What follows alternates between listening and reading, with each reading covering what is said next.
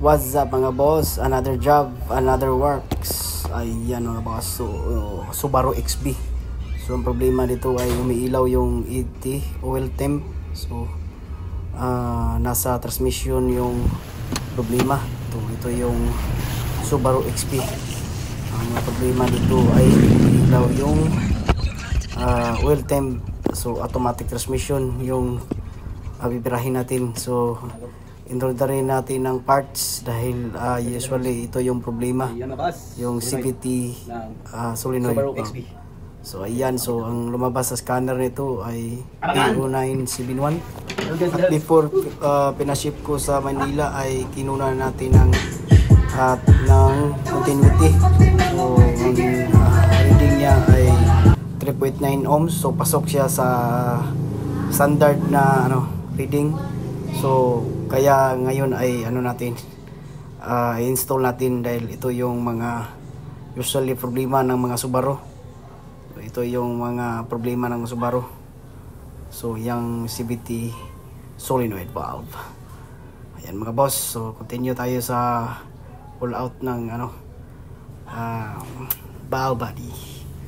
So Subaru lang yung ginagawa natin mga boss. Wala nang palangay-langay pa at padugay-dugay dahil excited na po tayong kakabit. So yan lang po ang i-pull out natin yung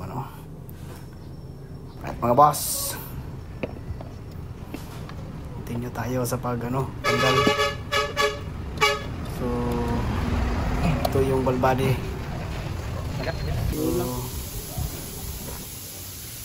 Right mga boss, so ito yung pong valve body ng Subaru XB.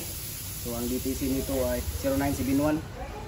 So pagkalit tayo ng CVT solenoid valve. So ito yung lumating natin sa galing Manila. So ito po yung kakabit natin. 2 days ay dumating na yung parts natin. So ito yung CVT solenoid valve. Ito yung kakabit natin. Bali ito ay testing na po ito. Kinukuha na mo namin ng ohms, 3.9 ohms yung reading niya. So ito yung palitan natin. So ito yung mga issue ng Subaru XB. Ito ay natanggal na natin yan. So ito ay kakabit natin para ma-testing natin mga boss.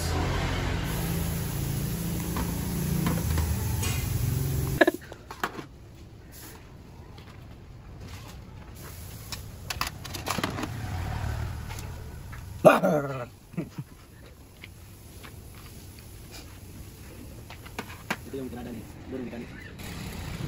Yeah. Kasing level lang sila nito mga guys. No? Level 1.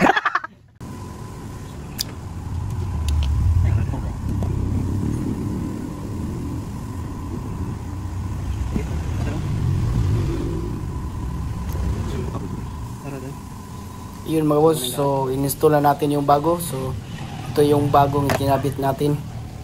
Ayan po yung solenoid na bago. So yan po i-install natin para magkaalaman na kung magkaalaman. Alright mga dol, thanks for watching. Continue po tayo mga dol.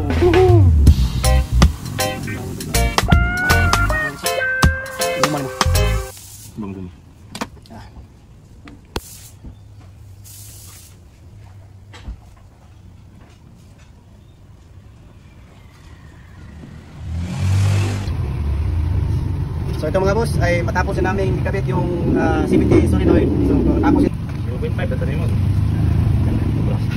Wala tayo? Bukalo.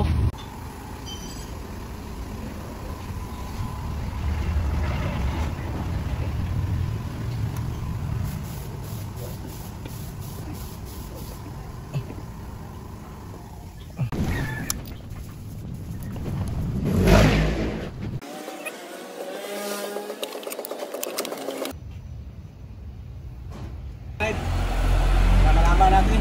Magkaalaman na kung magkaalaman. Ayun mga boss, so nag-test drive natin ngayon. So makikita natin na wala nang umiilaw. Wala nang nag-hazard yung oil temp. So lahat ay nawala. Ay dati ay umiilaw din yung ABS. At yung iba, so konektado siya sa oil temp, yung laging nagpa-pop up. So yan mga boss, so continue tayo. So Final road test po kami ngayon dahil nandito na si Dudong Mechanic.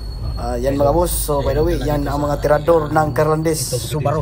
Dudong Mechanic Carlandes boys. Dudong Mechanic ng Cebu. Yan mga boss, so final tayo Subaru sa yung test pinilitan drive. niya. So ay sigurado po Simple lang. tayo na okay XP na po ito Subaru. dahil Transmission issue. na-feel na natin na ayos na. Yan. Udas mga boss. Tirapadap ni dia. Si karon. Thanks for watching. At sana ay nagustuhan nyo mga dol. Mga boss, please like and subscribe. Thanks for watching. Sana ay hindi kayo magsawang sumuporta sa mga baguhan lang na nagbablog, dahil dito sa Cebu ay maraming mga tirador dito ay hindi lang sila ng vlog, dahil hindi basta-basta yung mga batang Cebu. Woohoo!